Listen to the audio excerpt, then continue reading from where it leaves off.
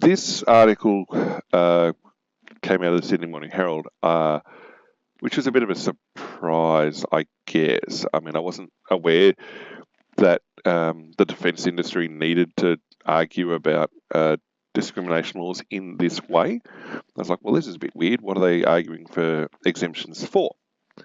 Now, because BAE Systems and ASC Shipbuilding, as it says here, are going to be involved with building and maintaining the nuclear subs that we're getting as part of the AUK-US agreement / acquisition program, then you're going to assume that there's going to be sensitive UK and or US material in there. And, well, there's going to be material cleared for export, but there's also going to be material that they're not going to allow people to see. There are US export regulations. Well, the main one that's probably pertinent to this is ITAR, International Trade Arms Regulation, something like that. But basically, it's a policy implemented in the US that restricts access to certain material to US citizens or residents of a certain classification only. Now, it doesn't necessarily mean that the material is classified, it's just sensitive in regards to that particular, well, mainly military type stuff.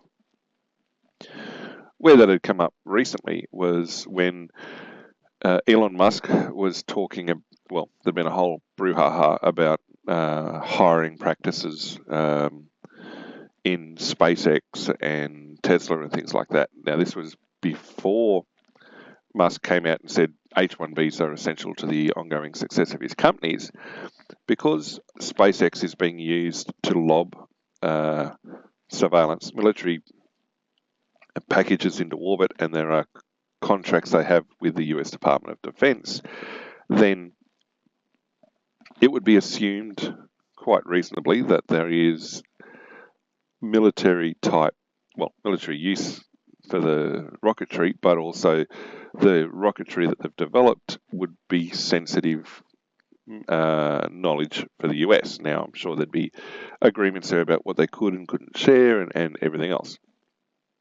That would be pointing to ITAR. And so it limits who SpaceX can employ in those areas, assuming there are areas within SpaceX that don't get covered by ITAR, then they can employ foreign nationals in those spaces. Now, the list of who can and can't see items under ITAR is relatively short, and you need special permission to, as a foreign national, to handle and see that material. Now, the reporting at the time was that SpaceX was engaging in exclusionary hiring practices and not hiring people of diverse backgrounds, etc. And their argument was, we're not allowed to. By law, we cannot put foreign nationals or those other people that you want us to in those spaces because it's against the law. And I'm pretty sure it was a California-led case against them. But that is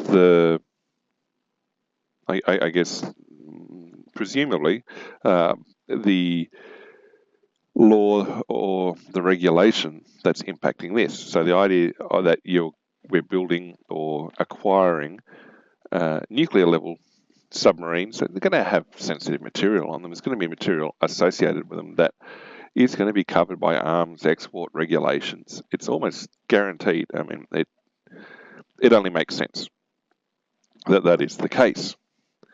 If you're then subcontracting to have BAE or ASC build them and maintain them, it would be expected that the regulations that accompany ITAR would then extend to who ASC and BAE could have work on the projects.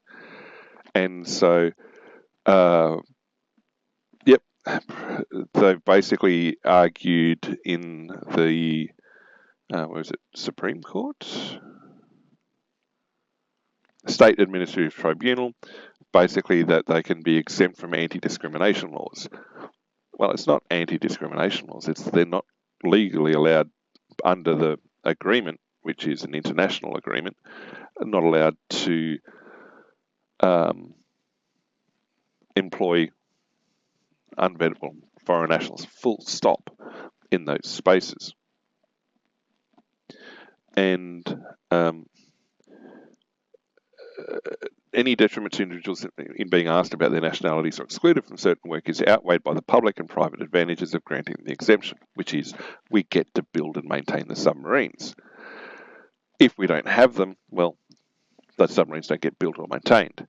And so it's interesting that there are clashes like this. I mean, obviously there was one with SpaceX in the US, but it's catching the media elsewhere.